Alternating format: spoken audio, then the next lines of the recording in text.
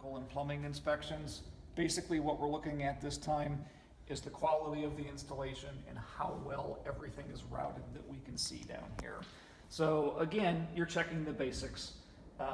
It's a high efficiency furnace. We would check the BTU rating on it to make sure it seems to be about appropriate for this size house. It's actually sitting in a drip pan with a condensate switch on it or with a moisture switch on it, so if it ever leaks and floods, it'll shut the furnace off.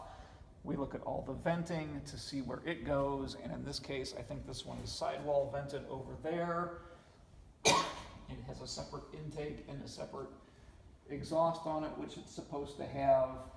So everything here for the furnace, even including the neatness of the routing of the gas lines, all makes sense.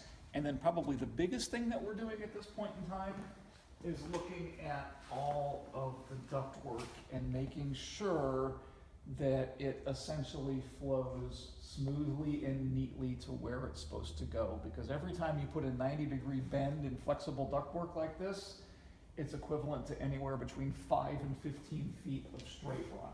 So you want to try and avoid sharp kinks, sharp turns, things like that in the ductwork. This all looks pretty good. Back over here, I think honestly is a little bit iffy.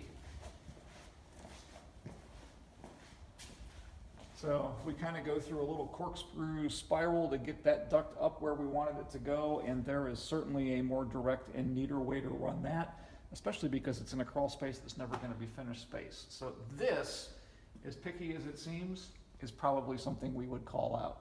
And then we would go upstairs, except this is a one-story house, so we can't see it here, and anything that ran through the attic, we would check all this flexible ductwork there, because there's a bad tendency in attics for it to get routed over, losing my mind here, routed over rafters and trusses and get kinked and bent where you're going to have poor airflow to the registers. So this one, honestly, pretty decent.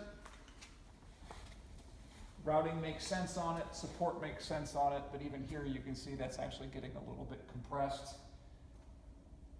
And you just got to be really careful with this flexible stuff, because impacting airflow through it is a really, really easy thing.